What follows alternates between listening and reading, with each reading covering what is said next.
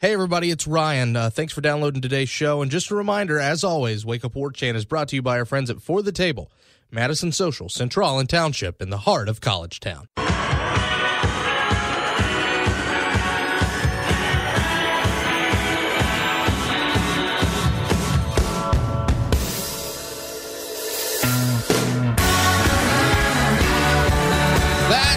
Ladies and gentlemen, from Tallahassee to Thomasville and from coast to Atlantic coast, it's time to Wake Up War Chant here on 97.9 ESPN Radio. And it's a very happy Wednesday, September the 20th to you and yours. You're currently listening to the voice of Ryan Kelly. I'm the director of digital media at warchant.com. Drew Hickens on the other side of the glass today. It's good to be with you, sir. Good to be with you as well. How are you doing? I'm good. I got in bed early last night. It's one of those very rare occasions where you're just kind of crashed in the day and you wake up and you're fine in the morning. So I'm ready to go. I feel like I've had a cup of coffee. So that's just kind of the way today has been. And it's good to be here with you. 6 a.m. on 97.9 ESPN Radio or streaming over the TuneIn Radio app, the WTSM app, which is, of course, our own creation here at the Sports Monster, which gets you all of the shows that you love here on 97.9 ESPN Radio. And, of course, over the internet, on your computer, on your desktop, on ESPNTallahassee.com. Of course, our podcast, iTunes, Podcast Republic, WarChantRadio.com, the Podbean app, YouTube. There's so many places where you can find our show, and no matter how it is you find it, we certainly do appreciate it. If you like the show, we appreciate it if you give us a good review. Give us 5 stars. Helps us out. And, of course, if you subscribe, helps us out, and it helps you out because it gives you a fresh new episode without having to go anywhere, without having to look for us. I hate having to look for podcasts. It gets annoying. I like just having my favorite ones right there, ready to go for me. Of course, if you want to reach out to the show, radio@warchant.com, at Wake Up War Chant's the Twitter account as well. And, oh, by the way, we actually do have a Renegade Express today. Mr. Jeff Cameron was kind enough to join us last night after the War Chant Man Cave show. We had a great time at the 7th Hill Tap Room last night. You need to try to make it out to one of those things if you can. If you're here in the Tallahassee area, or for whatever reason you're visiting on a Tuesday that we're doing the show, come on by. Meet Jeff, Tom, Gene, myself. We go out there. We have a lot of fun. But last night was a great time. Jeff was kind enough to answer a couple questions. As you know, we both like to talk, so we didn't get to everybody's questions this week. We only got to a couple of them. But Jeff was very appreciative, took his time out. We thank you so much, obviously, to our friends from the afternoon for doing that. And, of course, you know we can't make this thing work without our friends at For the Table, Madison Social, Central, Township, all there in the heart of College Town. As a matter of fact, Drew's wearing his Mad Show shirt today. So, rock and roll. All right. I'm more and more interested as this week goes on in this NC State game because I know there's a lot of folks who, just in talking with them, people in the media, people outside. I know Jeff last night was very, very confident that in Florida State in this game, he has them covering the 11 as his lock of the week. And by the way, yes, that spread has worked from 12 at the beginning down a point to 11. And I'm fascinated by it. I honestly don't know what to think by this game. And I think it's all because of this. This team is excellent at stopping the run. Excellent. You look at that front seven. As a matter of fact, our own Ryan Clark did an incredible story. It's a premium story on warchant.com, so I'm not going to spill all the beans for you. But I will tell you this. He did his homework, and I know we've told you how experienced that defense is. Everybody knows how experienced that defense is, but it is clearly, I would say, over the last 3-4 years, outside of Michigan's defense that Florida State played in the Orange Bowl last season, you would struggle to find a defense more experienced than the North Carolina State Wolfpack. Maybe a Florida defense or two. But outside of that, these guys in this front seven feel like they've been here forever. And it's not until you see some of those names and you see how long some of these guys are that have been here. Bradley Chubb, B.J. Hill, Justin Jones, Kentavious Street. You know what? That's the entire defensive line. They're all seniors. 8 of the team's 11 starters are seniors or redshirt juniors. They've been there for 4 years at the very least. That's 2/3 of that unit. Here's what gets me interested super in this game. if they're going to shut down the run, because let's face it, in Raleigh last year, they shut down Dalvin Cook. You don't have a guarantee quite as good as Dalvin Cook this year. And that's nothing against any of the running backs in that stable. It's just Dalvin Cook was as proven a commodity as you had in college football, and now you don't have him. Now you have Cam Akers' potential. You have what you think Jacquez Patrick can be. You have what you think Amir Rasul can be. You have what you think Kalen Laborn can be right now. But you don't have a bona fide, we know what they're going to be back. And even then, they might get shut down like Dalvin did a year ago.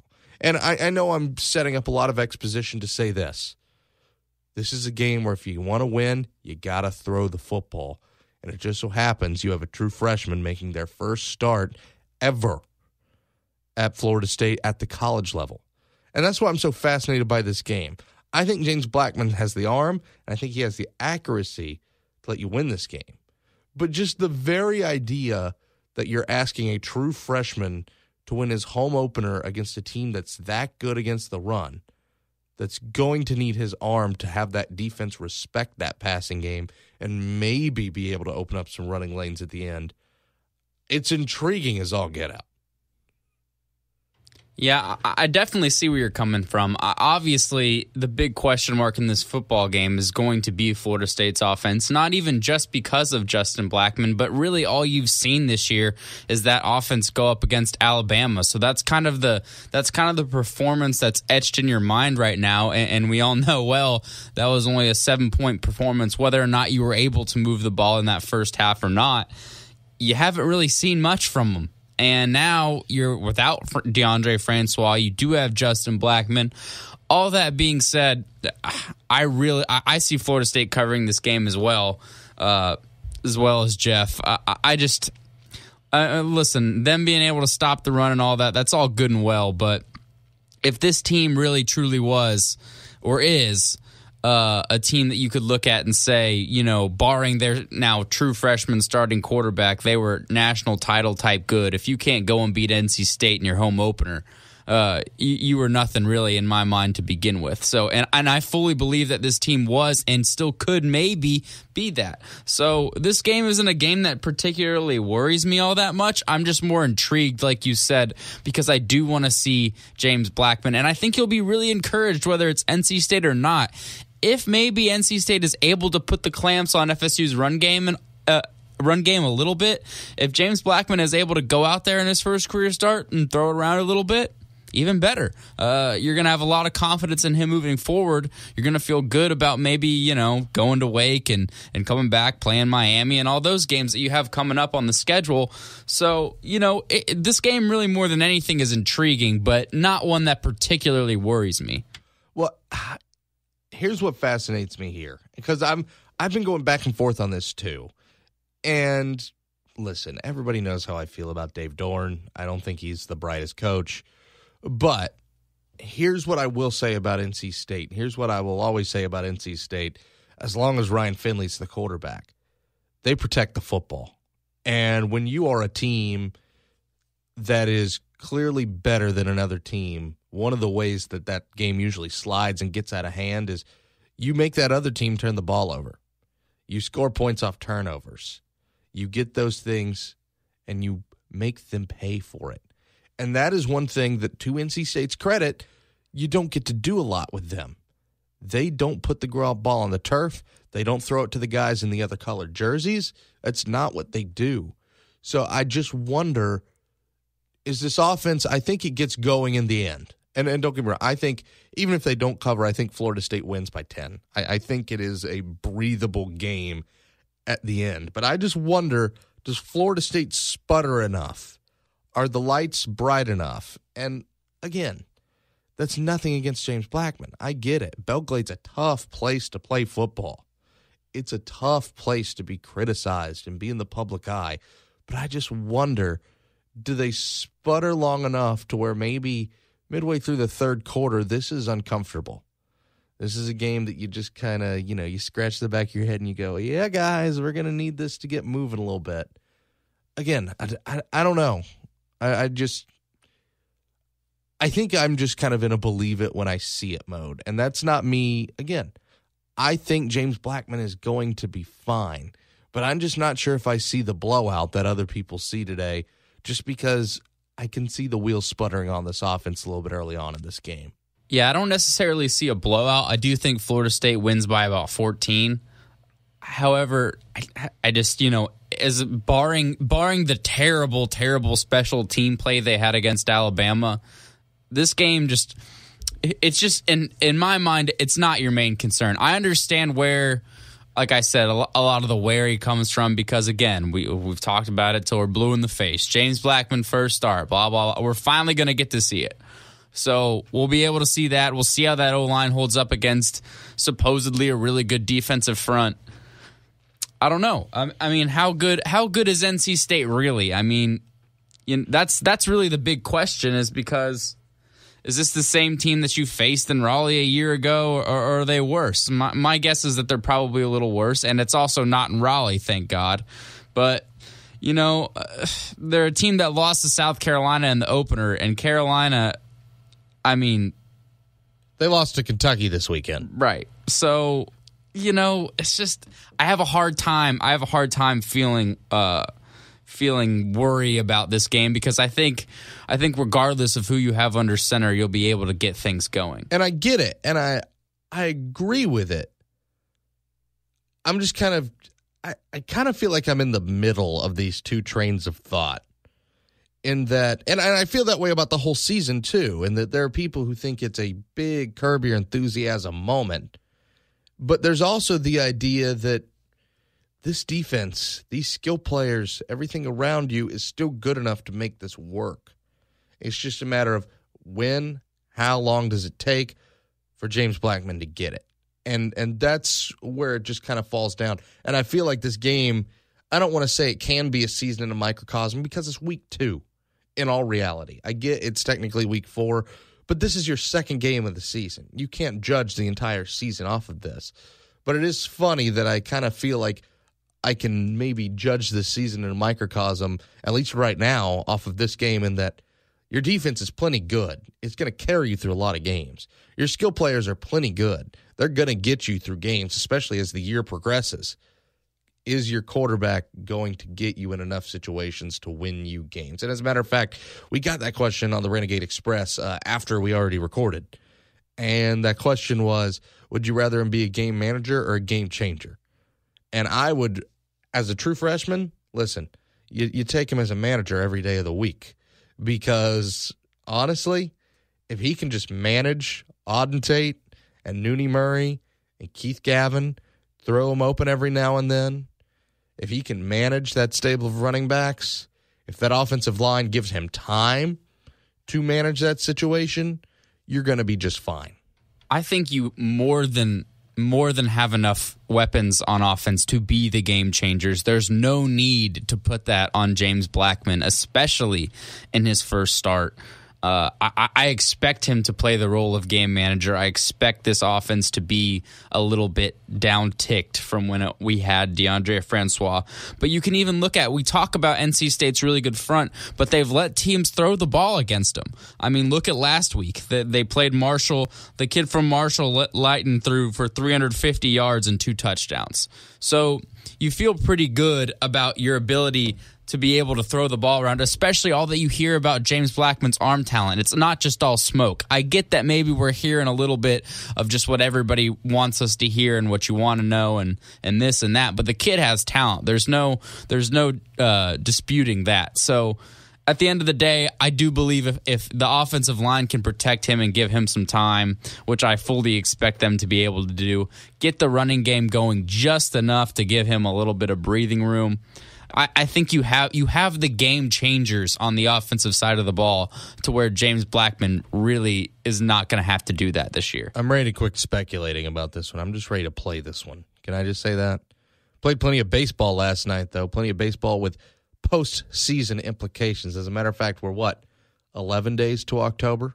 Or no, we're 10 days to October. Not that a Tiger and a Mets fan would know. But anyway, some of you may know. We'll help you out. This is why you were sleeping. Hello. Good morning. Wake up. Wake up. Wake me up. Good morning. Good morning. What happened last night? We start in the Big Apple, where the Yankees and the Minnesota Twins are playing a game for wild card positioning. Of course, if the season ended yesterday, they would have both been in October. And if I'm not mistaken, that hasn't changed. But it is the Yankees who end up getting a 5-2 win on this one. As a matter of fact, that was the National Game of the Week there on ESPN. And, well, the Yankees got out of a jam. I believe it's the first inning. Twins at bases loaded, no outs. Yankees only gave up 1 run out of that situation. All things considered, you can do far worse if you're the boys in pinstripes. 6-2 in Philly. Oh, Dodgers. No. What are we doing? Phillies win 6-2 over the Los Angeles Dodgers. Meanwhile, in Baltimore, it took 11 innings, but someone finally scored a run. The Red Sox defeat the Orioles 1-0. The Toronto Blue Jays at home over the Kansas City Royals 5-2. Chicago goes over to the Trop. The Cubbies beat the Rays 2-1. Speaking of Chicago, the White Sox lose 3-1 at the hands of the Houston Astros in Houston. Cleveland 6-3 on the road against the Los Angeles Angels on Ducks night of all nights. Come on, guys. 6-3. The Padres defeat the Arizona Diamondbacks. 6-2. That's the Padres over the Diamondbacks. And finally, in Seattle, the M's fall at home to the Rangers 3-1. When we come back, our buddy Jeff Cameron answers a couple of your questions on Wake Up War Chant 97.9 ESPN Radio.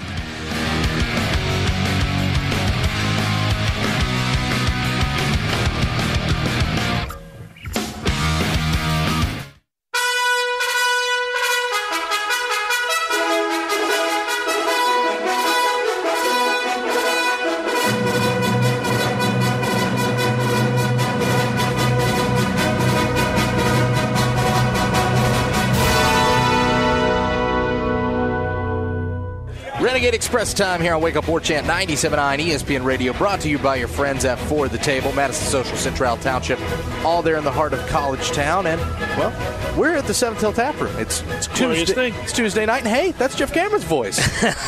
Good to be with you, Ryan. How you doing, buddy? Hey, man, I'm doing all right, man. Thanks so much for doing this. Sure, it's my pleasure, always. So I know you're no stranger, of course. Headliner questions is something that's oft done. Fun indeed. Did some yesterday, and did all kinds of questions in the last 24 hours. People are anxious for football to begin. Isn't it just? And I know we were talking about a little bit of this off mic. I hate to talk too much shop, but this has just been. Gosh, you're just looking for an angle to discuss. Well, yeah, when you don't have games, though, Ryan, right? You can't do it. It's interminable. We've been waiting for a long time, and you know, listen, there are some things you could take from the Alabama game that you like, but you can't follow it up with confirmation. You know, that's what's frustrating. And then there are things you don't like, and you'd like to see redeemed, something that's showing improvement, especially in special teams, and you can't do that either, so you're just left in limbo. And that's why I thought it was fascinating to see our questions come in this week. Not a lot of specific questions. We got a question about the running game, but I mean, it's one game. I'm not going to watch. Yeah. But here's the thing. I actually got a question yesterday that we went ahead. I asked Drew this, and I want to pick your brain because I thought this was a good question. We got an email from our buddy Stone, who usually gives us a question every week. All right. Excluding Jimbo Fisher, Dabo Swinney, and Mark Richt, who are the top 3 coaches in the ACC? Oh, that's a great question, right? Top 3 coaches in the ACC. Did you say excluding Dabo Swinney? Yes. Excluding Jimbo Fisher and Mark. Fuente at Virginia Tech is the first guy that comes to mind. I believe, first of all, when he was hired, I thought Virginia Tech hit a home run. This is a guy who made a difference immediately when he got to Memphis, and he's a guy that I think will make a difference for Virginia Tech moving forward. He did last year, and already I like the Virginia Tech program and the direction they're moving. So I would go with Fuente, Justin Fuente. He's a guy that I talked to at ACC Kickoff. I've talked to him twice now. He's really sharp. I think he's innovative. I think he's buttoned up. I think he's really, really good. That's interesting. He's the first guy that comes to mind. I think Bobby Petrino is a scumbag. I also think Bobby Petrino is a good football coach. Offensive mind, I like Bobby Petrino a lot. As a human being, not not so much. So, if we remove the morality of all this, I think Bobby Petrino's a good football coach. Oh, I think that's unquestionable, too, by the way. I mean, he's had success virtually everywhere he's been. Yes, he's also left people in the lurch. Yes, he's lied. Yes, he's embarrassed programs. But he knows what he's doing offensively in particular. So I'd say Bobby Petrino's a real good football coach. And I'm with you on those two. Well, the thing with Fuente, the reason I left Fuente off mine is I feel like if he does what we think he's going to do at Virginia Tech in the next 2-3 years, yeah, he's on that list. But for now, I'm with you. Petrino's record speaks for itself. Yeah. I really love Dave Clawson, and you know that. I think how on earth Wake landed another Jim Grobe is beyond me. But they were able to do it, and they were able to do it in spades. And plus, we can make fun of the dead fish all we want. David Cutcliffe won the Coastal at Duke. This is why, by the way, Ryan, that the ACC has come up to a place now where it could be the best conference in football a year ago, and where even if it's not this year, it is not going to lose a lot of steam. I think that this conference has seen the infusion of no less than 5 to 7 very good football coaches. There was a time when you compared and contrast the SEC and the ACC, and the number one thing that I always pointed to was the coaching. Now, Saban's run everybody out of the SEC, save for Dan Mullen, who's a good coach, by the way, and you see what they're doing, and he's went to 7 straight bowl games in Starkville. That's unheard of. So he's the last guy standing, though. Saban's run everybody off, and some of them have come to the ACC, and Mark Richt in particular, obviously. So, yeah, I think the ACC has seen the influx of really good coaches.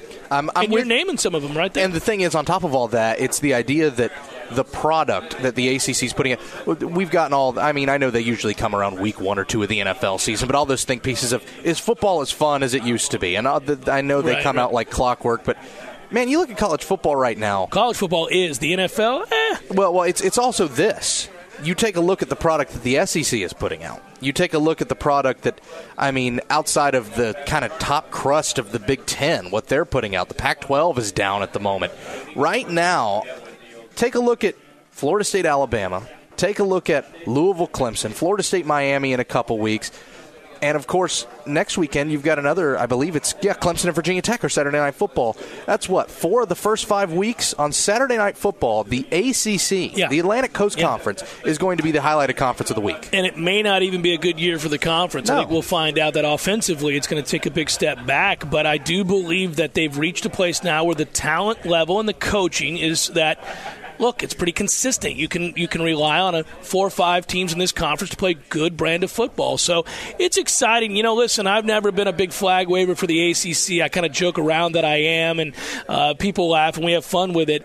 But, Florida State's not been in this conference long enough for me to be a lifer, where, in the other conferences, the Big Ten, and even the SEC to an extent, but certainly the Pac-12, in the Big 12, back when they were the Big 8, et cetera, you've got people whose parents went to those schools while they were in these conferences. Florida State's only been here, since the early 90s. So it's not enough to have this great allegiance to the conference. But that said, this is where we play. This is where Florida State plays. And you certainly know that it behooves Florida State to have the teams around them play a high level of football where you can get the benefit of the doubt if you lose a game. Where at the end of the year, if it's you and another team from another conference, you're not immediately dismissed. And Ryan, 4 or 5 years ago, Florida State was in the midst, 3 years ago, Florida State was in the midst of an undefeated season, and the conference was so poorly thought of, people weren't sure they should let Florida State into the playoffs. They were a 4 seed a week before they actually picked the playoffs. And they were the reigning national champions in the midst of a 29-game win streak, and people couldn't decide, maybe that's not enough. That's how bad the ACC was thought of. That's how far this league has come. Boy, we talked about that for a bit. We only got time for 2 more questions, and actually one's kind of similar. Our friend Choppa Kane on the Tribal Council asks, any team surprise you in the ACC thus far? Wake Forest. I think Wake is better than I thought they'd be. I thought they'd be decent. But they look like they might be able to play a little bit, Ryan, and that's your guy. So we're going to keep monitoring. Obviously, Florida State gets them in a couple weeks. It's still Wake Forest. They're still not going to have the depth of athlete necessary to have a great campaign. But what's a great campaign at Wake Forest? You win 7 games, go to a bowl. It's a hell of a year. Go 8-4, go 7-5. Yeah, they're building statues for you. I'd say Wake has kind of surprised me a little bit. And from there, nobody's really surprised me up to this point. I thought Clemson would be good. Maybe they're a little better than I anticipated. Still early in the year, though.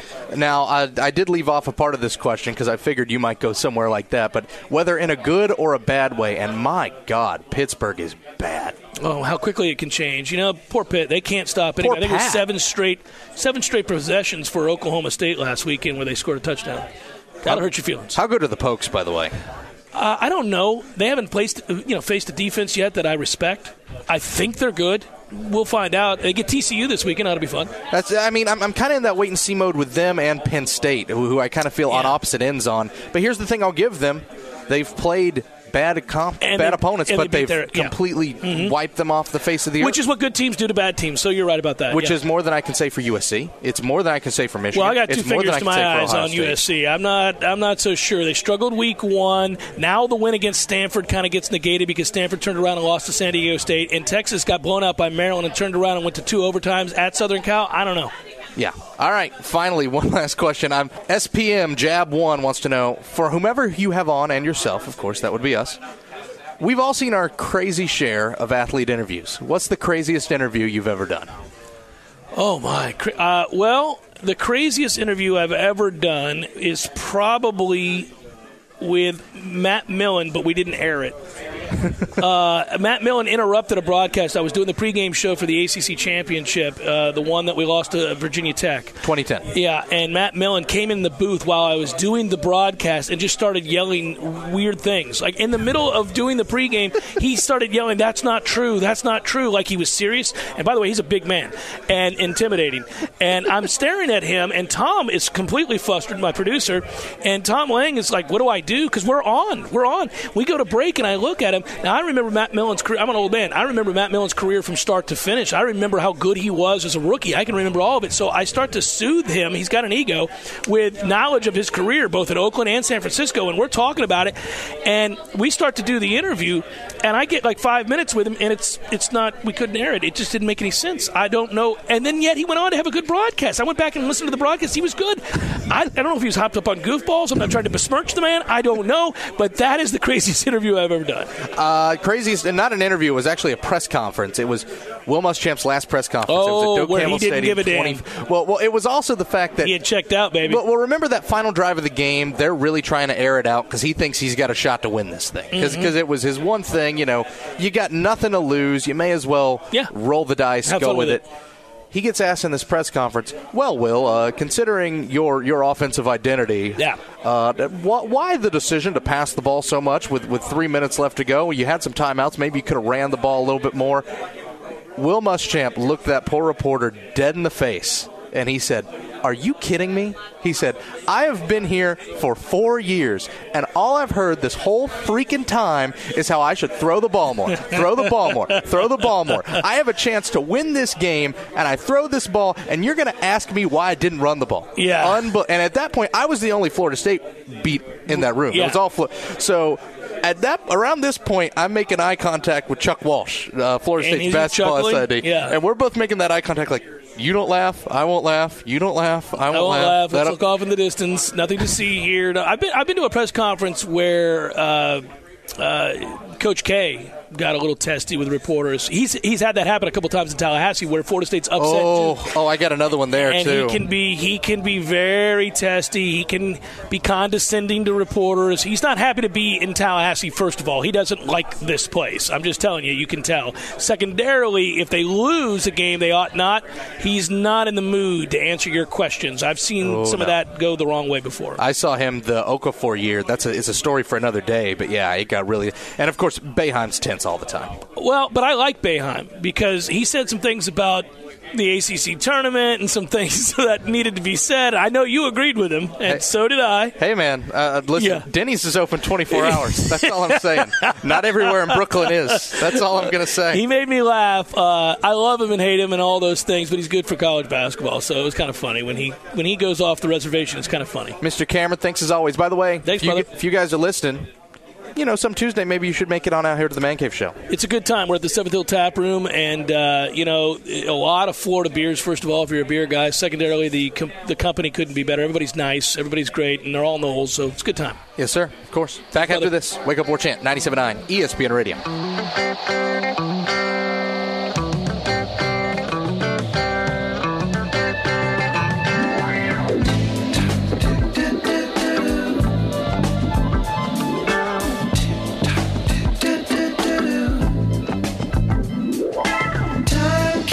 slipping, slipping, slipping into the future. Yes, Florida State just landed a 5-star commitment. I don't see that anywhere online. How did you get that news so fast? I'm on the new warchant.com app. I get news updates and scores pushed to my phone instantly. How much does it cost? It's free. Just go to iTunes or the Google Play Store, type in Warchant, and install it on your phone. That's it. A free app that keeps me constantly up to date on Florida State sports and recruiting? Wow, that makes it incredibly easy to follow my Seminoles and never miss out. With the app, you'll also get quick access to all the stories and features on Warchant, including the ever-popular message boards that feature thousands of fans talking about the Noles. Warchant.com, your ultimate Seminole source.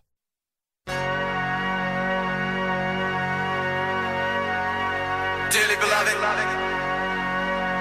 we are gathered here today to get through this thing called life. On Wake Up War Chant 97.9 ESPN Radio. Little Prince in the morning.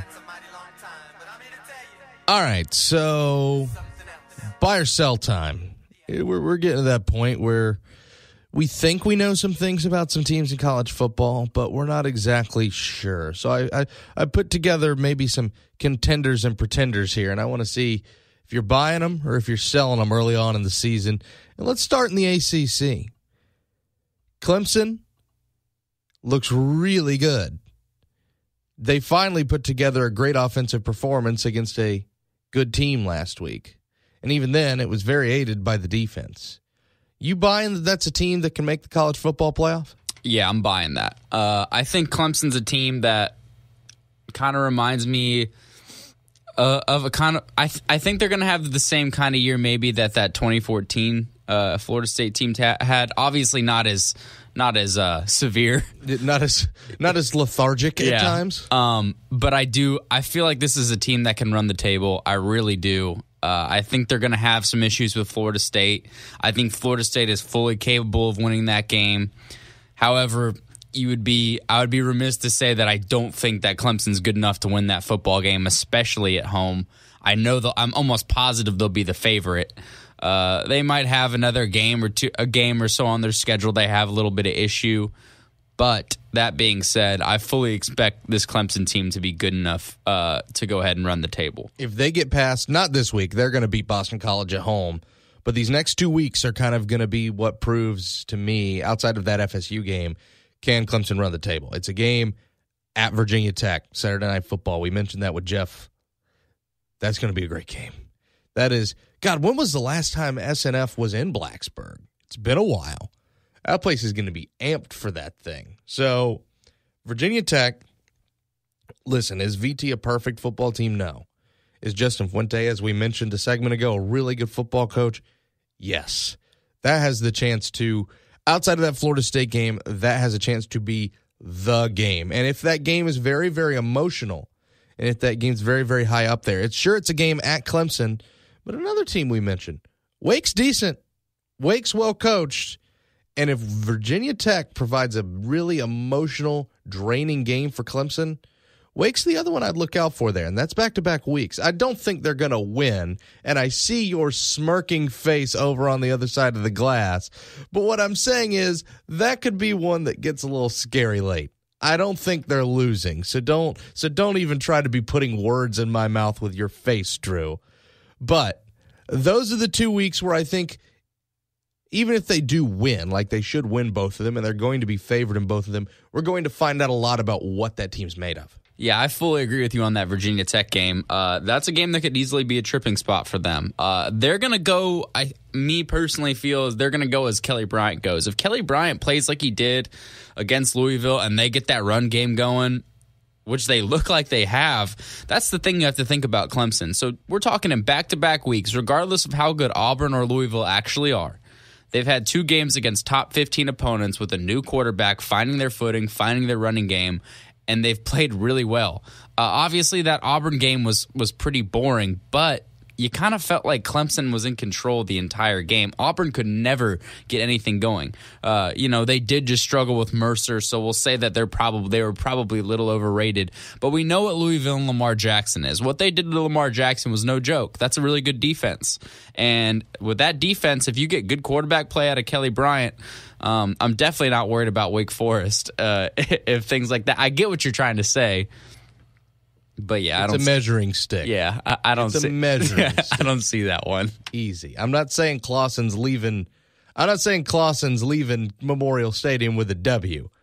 I'm just saying that if that Virginia Tech game is a little testy, that's a game where we see just how mentally what is Clemson made out of against a decent football team. We buy in that the Big 12 is literally Oklahoma, Oklahoma State, and nobody else. Yes. Okay. Easy enough. Buy or sell USC. I'll go ahead and this is tough because it's still so early, and I know they got the dudes to do it, but I'm going to sell right now. Right now, they just haven't shown me enough. We're talking in 2 out of 3 games, they've looked poor. That Texas team is not good. No. So, and you got that game at prime time at home. I get maybe you could say it was kind of emotional from a 2005 rematch, but who on that team really cares? Tom Herman's a good football coach. He was up to that point 11-0, I believe, in underdogs as 6-0 as a head coach, 5-0 as an OC. Yeah, that was a really concerning game to me if you're a big SC guy, because for me personally, Sam Darnold looked bad against a really bad defense who gave up 51 to Maryland in week 1. Granted, he made some throws and he had the drive when he had to have them, but he made a lot of terrible throws in that game. Granted, the picks were off of tip balls and balls that more than likely should have been caught, but he just didn't impress me the entire game. That defense let a true freshman go in there, and granted, you felt like Texas was hanging on by a thread for most of the game, but when it came to crunch time, Texas was moving that football. Texas really should have won that football game. But the only reason they hung on by a thread is because USC didn't cut it. Right. And it's like I said, that Texas defense is not good, and they played out of their mind, sure. But right now, I'm going to go ahead and sell USC. Here's the thing about USC, and I've been high on them all offseason. I liked them early, and I really like that win against Stanford. Here's the thing. We're going to know all we need to know about SC next 5 weeks, because as much as we've downed the Pac-12, don't blink. Cal's not bad. Cal is very okay. But they're going to Berkeley this weekend. September 23rd, 3:30 kick on ABC. Next week, they're going to Pullman to play Washington State. Mike Leach's bunch. Oregon State, yeah, you're going to beat them. Utah at home, at Notre Dame. We're going to know all we need to know about SC by the end of October.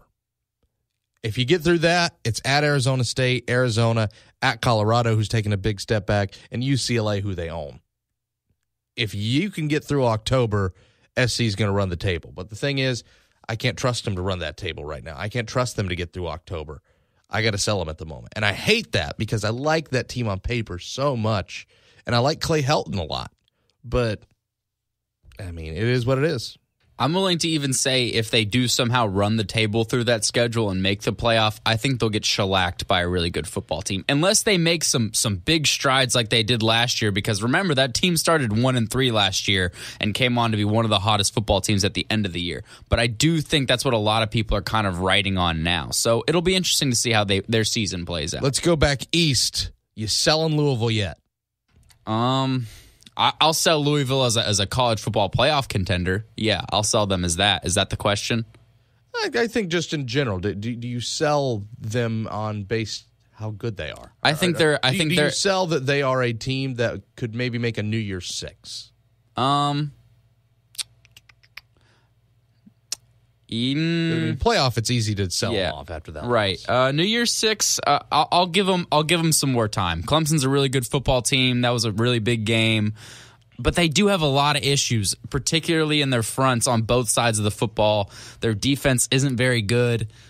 You really do kind of feel like they're Lamar Jackson and friends. But, Lamar Jackson is so good, I'm not going to sell them quite yet because I still think that they could be a team who maybe down the line could go 10-2 or 9-3 and sneak in one. Here's a fun one. Do you buy Vandy as an 8-win football team? Yeah, I'll buy them as an 8-win team. The SEC East is not good. Vandy has shown that they can at least compete, at the very least, compete with some of those teams in the terrible SEC East. I'll buy Vandy as an 8-win team. I really love Derek Mason. I think he's a good football coach. I like the direction they're going in. I'll buy him. Mississippi State, do you buy them as a 10-win football team? No. And I'll say this because that game last week, I was back and forth. I had Mississippi State picked, and I was about to send it to you, and I said, you know what? Dan Mullen never delivers against LSU. I'm going LSU. And they went and they beat them. They beat them bad, but I don't think LSU's a very good football team. I really don't. I think Ettling's a bad quarterback. I don't really know what they got going on over there past that, but no, I'm not buying Mississippi State as a 10-win football team just yet, just because they beat LSU team that I don't think is very good in an emotional home game that they hadn't had in a while. Really quick for these last two. You buying or selling Penn State in the playoff? For now, that's so hard. I guess I'll just say I'll buy them for now.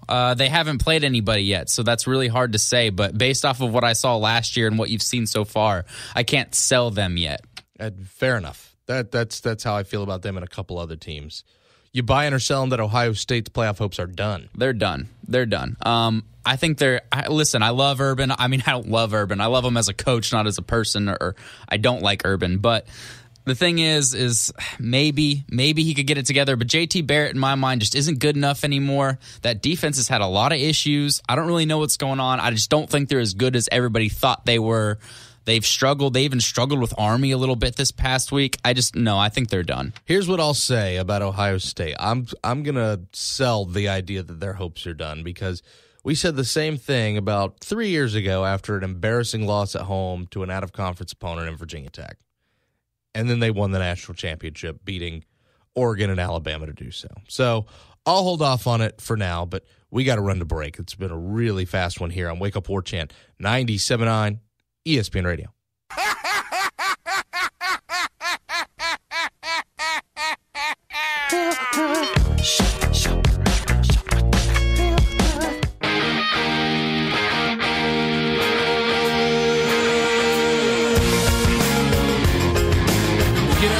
It's hump day. It's Wednesday. If you're looking to go have a good time tonight, Madison Social, Central Township, places at For the Table. Those are the place to do it. It's the best happy hour in town from 4 to 7. Go out and have yourself a good time. And by the way, Friday from 5 to 7, should head on over to Madso. Meet some of the War Chant crew for the pregame FSU NC State party.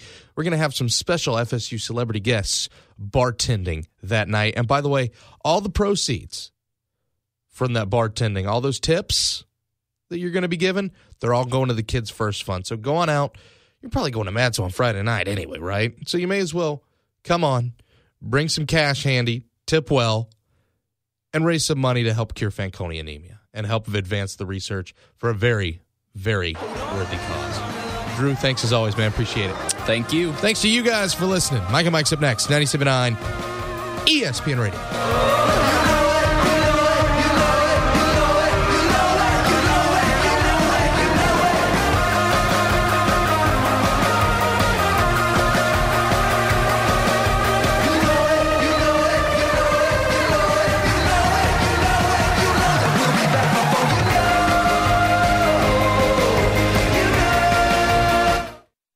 WarChant.com is the ultimate inside source for FSU football and recruiting.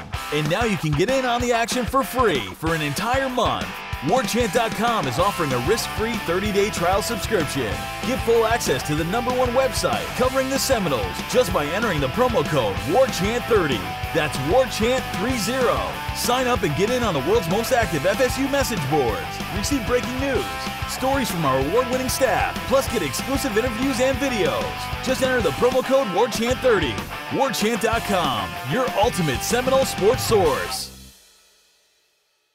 Hey, thanks for downloading today's show. If you haven't already, why don't you rate and subscribe us? We certainly do appreciate it, and of course, we appreciate you listening anyway, so just go ahead and click that right there. You know you want to. Come on. Come on. Thanks again for letting us do the show. We love giving you all the football, basketball, baseball, recruiting, all year round. Not just football season, not just spring practice, but hopefully giving you the freshest and newest FSU content every day. Thanks, guys.